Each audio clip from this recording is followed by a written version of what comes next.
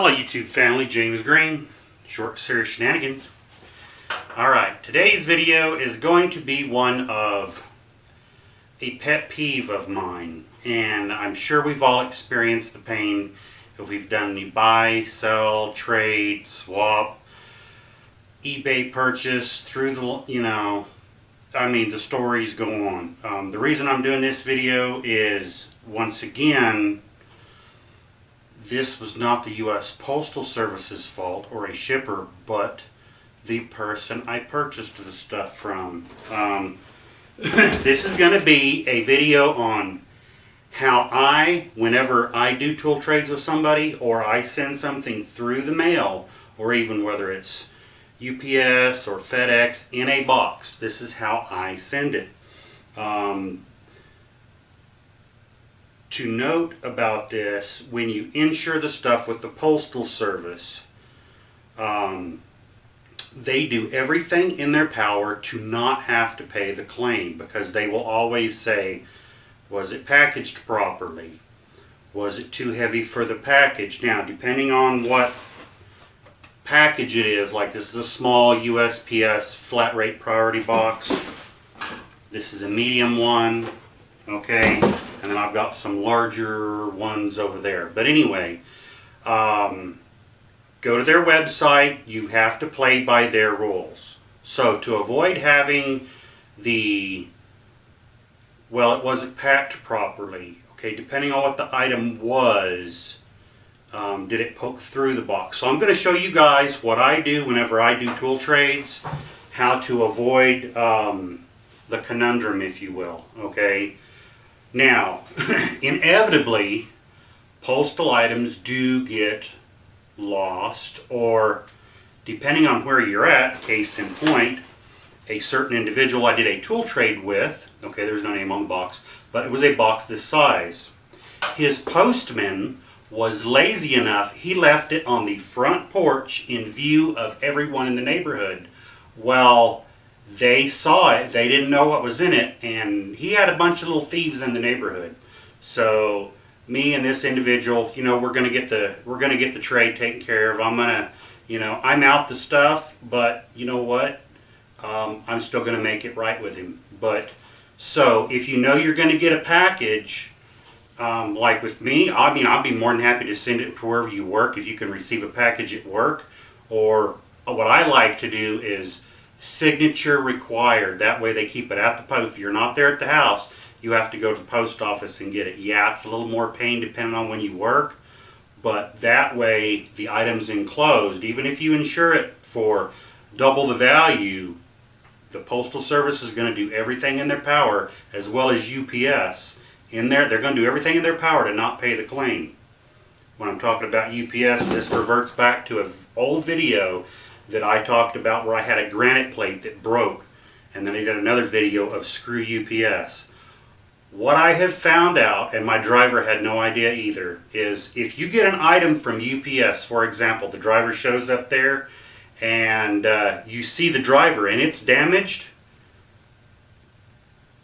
and you know what's inside that box, and if it's fragile and the box looks beat up, tell him, no, I don't want it. Don't let them tell you, oh no, just file a claim. No, no, no, no, no, no, no. I went round and round and round with the UPS. If you say, yeah, don't worry about it, I'll file a claim, and the driver leaves, even though he notes it's damaged, doesn't matter. The fact you accepted the box in the state it was, alleviated it.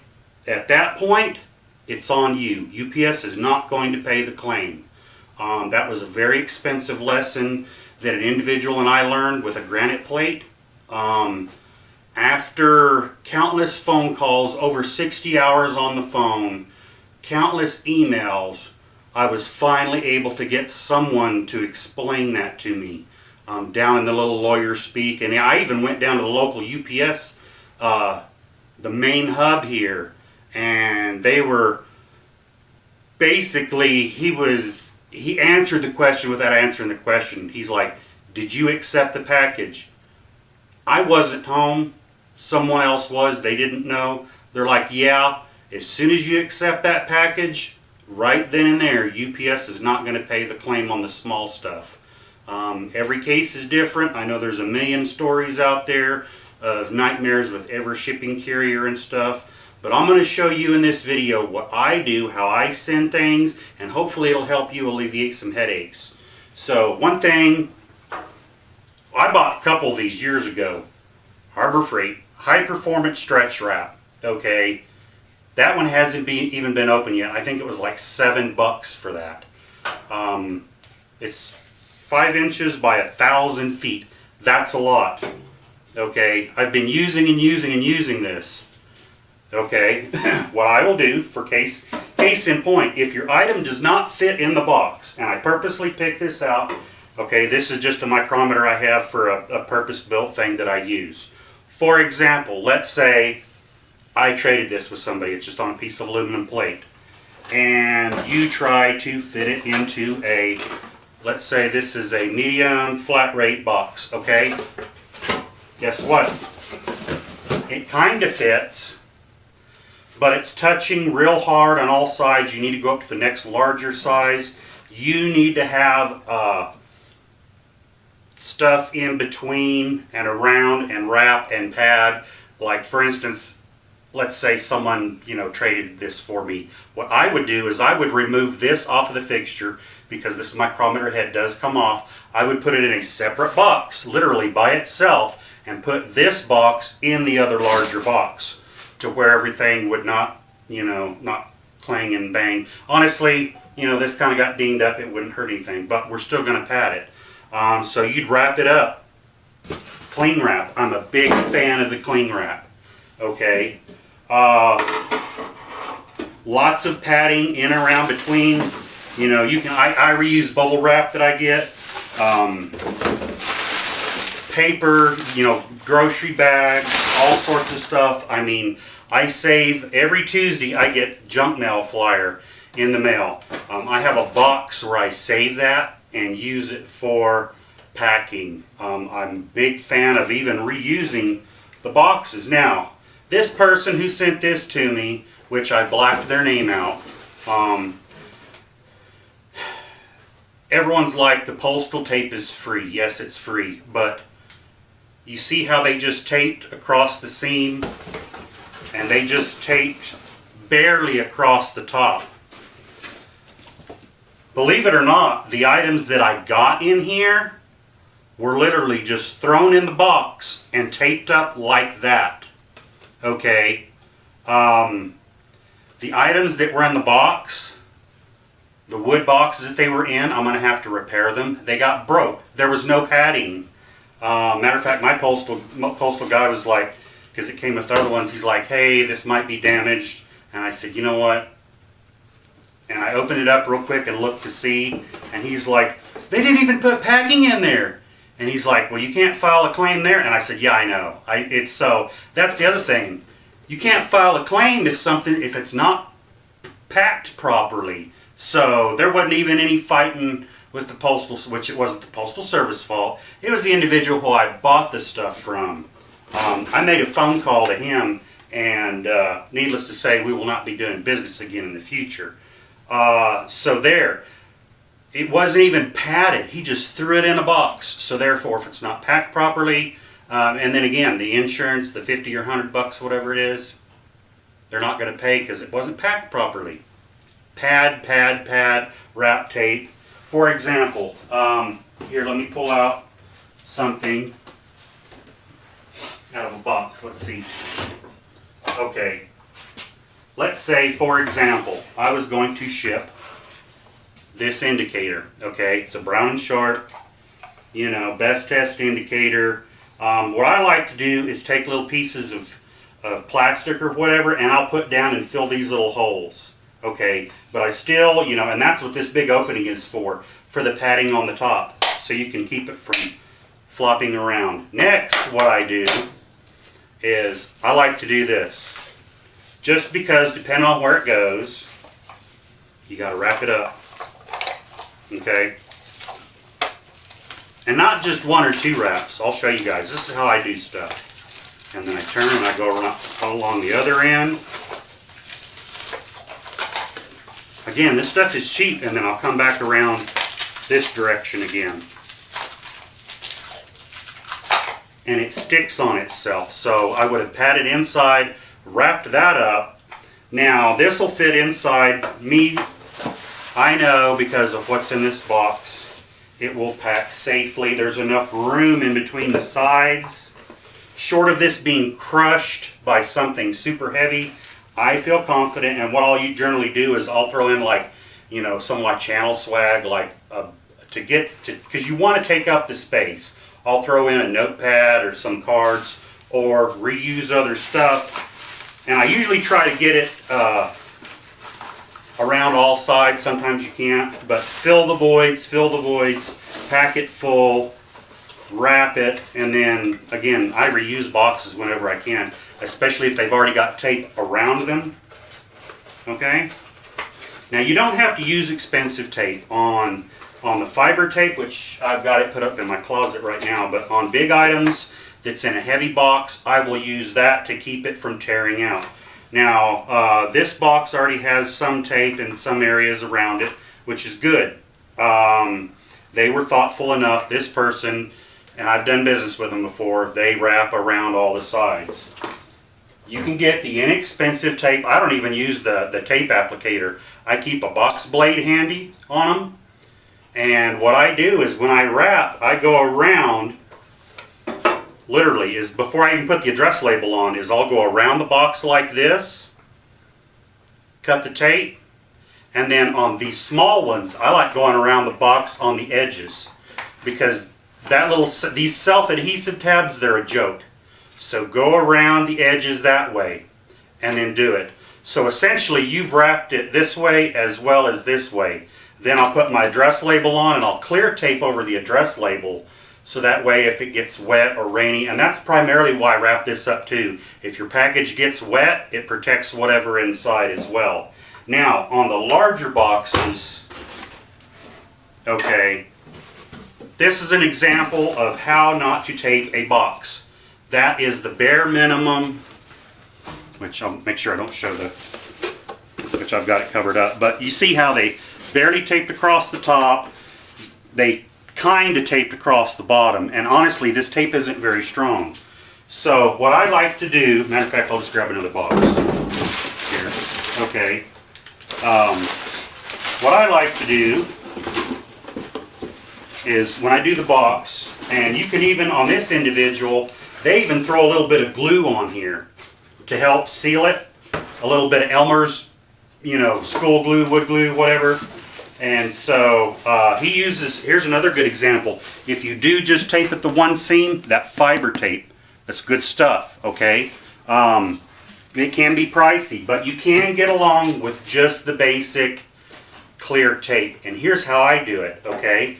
First is I get it in, get it packed, make sure everything's like it should be. You want all the voids filled.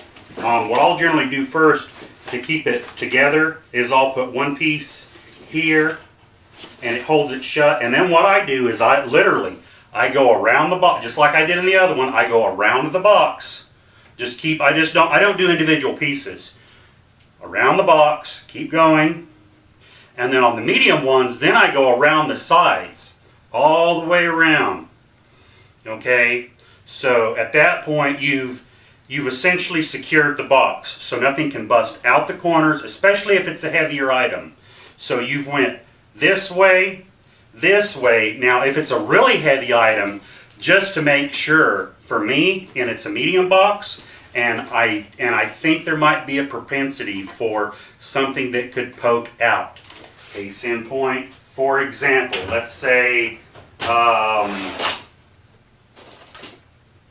this is just an example. Let's say I was going to send something that was sharp and jagged. Even though I've wrapped it up and covered it and encased it in plastic, theoretically it could still poke through a corner or out the top.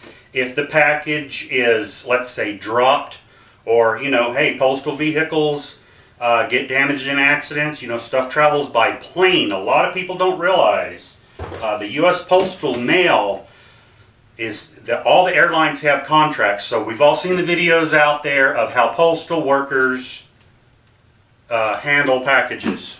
Case in point, I've seen them do it from the tarmac. We've all seen the videos. This is an example of a guy, a luggage handler out on the tarmac loading a package.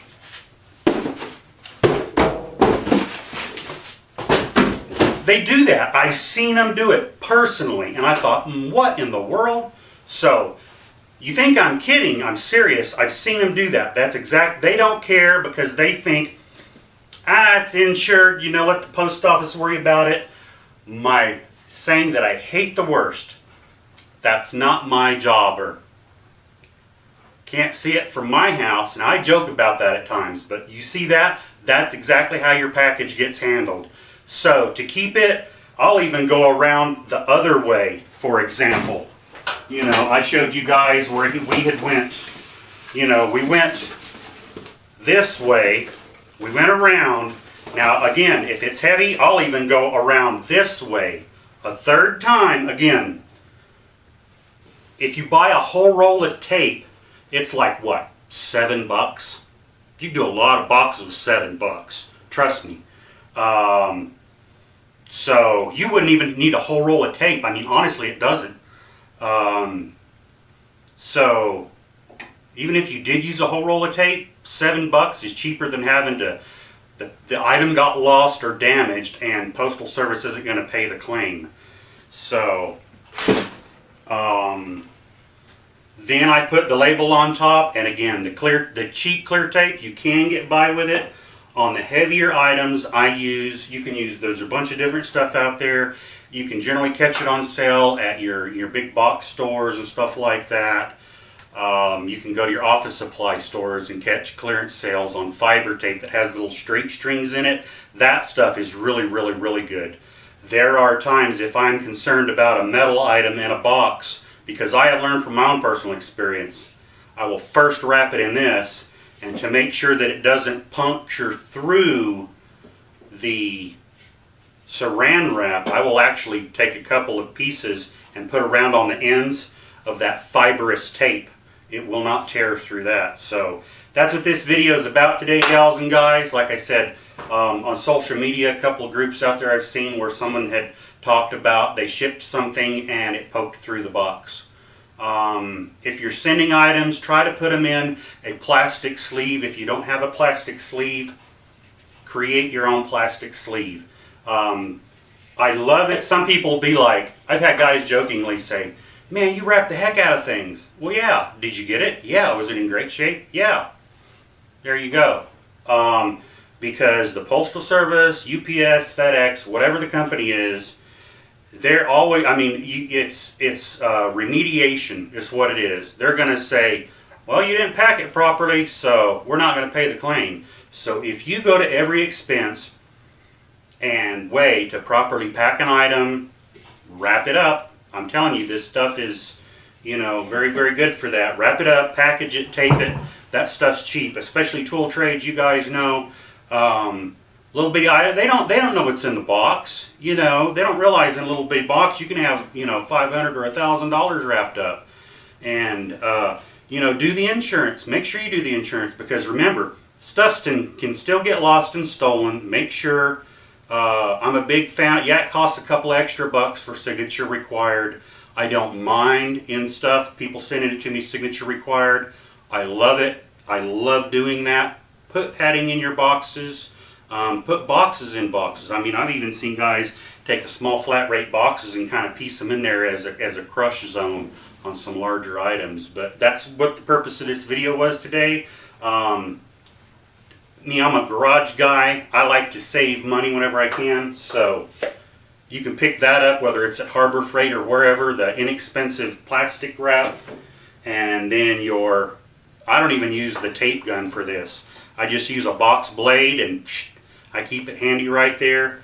And when I need extra tape, I'll pick up, what's funny is, I'll pick up the odd color tapes that they'll have on sale, because honestly I don't care about the color. To reinforce a box, or put over a label of an old box to cover up an old shipping label that maybe was glued down and you can't get off. You can spray paint over that too. You just need to leave the major markings so they know. But I like to reuse boxes, especially if they've already been reinforced. You know, throw some of this on the corners of your items. I can't stress enough, pad, tape it up, you know, and hopefully this will be useful to anybody out there watching. Thanks to all my YouTube subscribers. I greatly appreciate it, you guys. Summer Bash is coming up, and there will be a link in the bottom to the box. Stan put the information out. So it's going to be June 25th. Go check it out. I'm going to be there. I'm also going up to Ohio to John Sonder, NYC CNC. His get together up there, myself, Adam Booth, and I believe John Grimsmo from Knife Making Tuesdays. He's going to be up there too. Looking forward to meeting John Grimsmo. I've been a big fan of watching his channel for a long time. Makes some great knives. So there you go. Lots of information. I hope it was helpful to you. Remember, take care of yourself and take care of your family, because at the end of the day, you and your family is all you got. Until next time, you guys, be safe and wrap it up. We'll talk to you later. Bye-bye.